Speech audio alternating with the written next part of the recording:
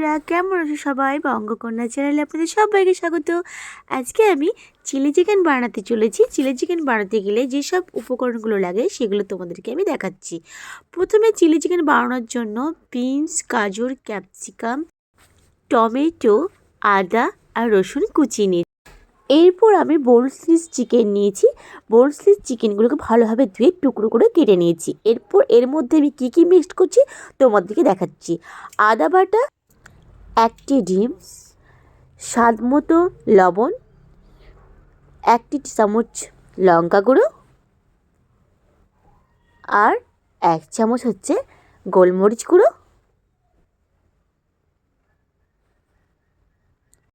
1 চামচ গরম মশলা আর 2 চামচ কর্নফ্লাওয়ার পাউডার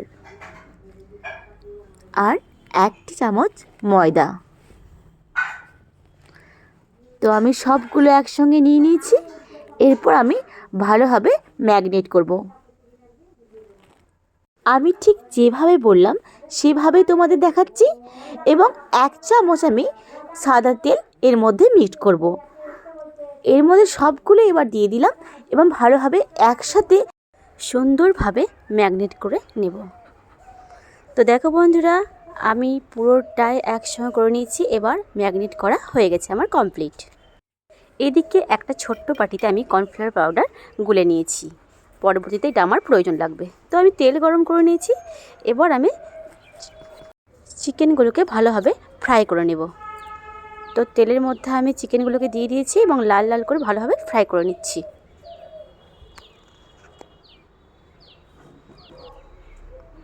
তো এটা পুরোটাই কমপ্লিট হয়ে গেছে। এবার আমি একটি ডিশে তুলে নেব। তো দেখো বন্ধুরা, খুব সুন্দর করে লালভাবে ফ্রাই করে নিয়েছি। একইভাবে আমি সবগুলোকে ভালোভাবে ফ্রাই করে নিলাম।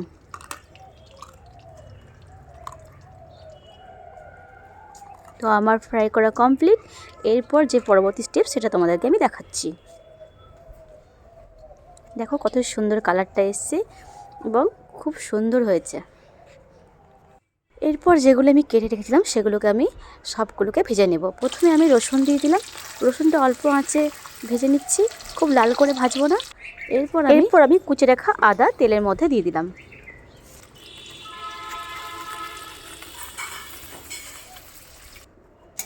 তো ভালোভাবে নেড়ে নিচ্ছি। এখানে তোমরা একটা জিনিস লক্ষ্য করো, আমি কিন্তু খুব লাল করে ভাজছি না, অল্প আঁচে হালকা করে ভেজে নিচ্ছি। এরপর আমি যেটা দেব সেটা হলো ক্যাপসিকাম কুচি। ক্যাপসিকাম দেওয়ার পরে আমি পেঁয়াজগুলো দিয়ে দিলাম। পেঁয়াজগুলোর পাপড়িগুলো আমি নিয়েছি শুধু। সবগুলোই আমি থেমে থেমে দেখাচ্ছি যাতে তোমাদের বুঝতে অসুবিধা না হয়। তো দেখো, এরপর আমি যেটা দেবো সেটা হলো বিনসগুলোকে একই সাইজভাবে কেটে নিয়েছি আমি। বিনসগুলো দিয়ে দিলাম। এরপর দিব গাজর কুচি। খুন্তি দিয়ে একটু নেড়ে নেওয়ার পর কোঁচানো লঙ্কাগুলো আমি দিয়ে দিলাম।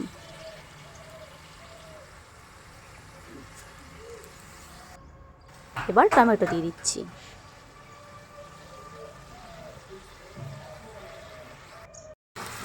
পরিমাণ মতো লবণ দিয়ে ভালোভাবে নাড়তে থাকলাম। এটা খুব বেশি করে ভাজবো না।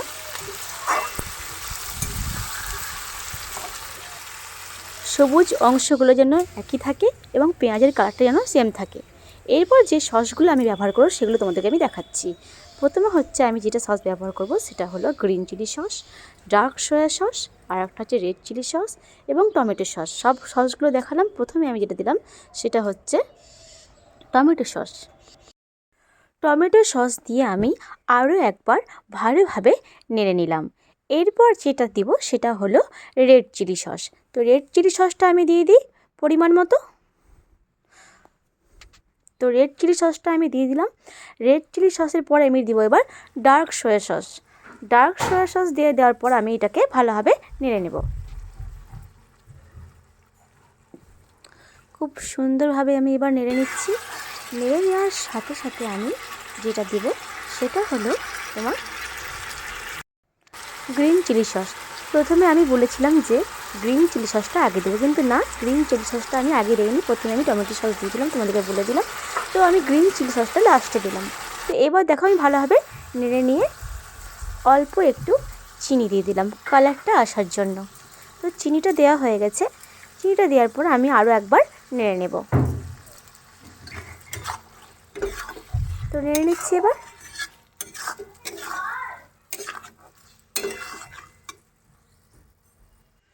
একটার পর একটা সব সস দেওয়ার পর আমি এবার পরিমাণ মতো জল দিয়ে দেবো। জল দেওয়ার পর ফুটে উঠলে আমি সব ফ্রাই করে রাখা চিকেনগুলো ছেড়ে দেব। তো ফ্রাই করে রাখা চিকেনগুলো আমি ছেড়ে দিলাম।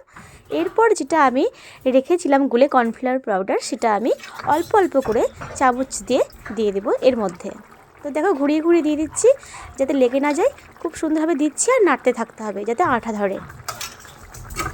দেওয়ার সাথে সাথে তোমরা দেখতে পাচ্ছ চিলি চিকেনের কালারটা অনেকটাই সুন্দর এসেছে এবং গাঢ় হয়েছে। তো এইভাবে আমি আমার চিলি চিকেন রান্নাটা কমপ্লিট করলাম এবং তোমাদেরকে পরিবেশন করে দেখাচ্ছি আমরা চিলি চিকেনটা কী দিয়ে খেয়েছি। গরম গরম রুটির সাথে চিলি চিকেন খুব সুন্দর লাগে এবং খুবই টেস্টি লাগে। তোমাদের কার সাথে চিলি চিকেন খাও প্লিজ কমেন্টে জানাবে এবং ভালো লাগলে চ্যানেলটিকে সাবস্ক্রাইব করবে এবং লাইক কমেন্ট করতে ভুলবে না কিন্তু। এরপরে আমি আবার নতুন ভিডিও নিয়ে তোমাদের সামনে আসবো। টাটা।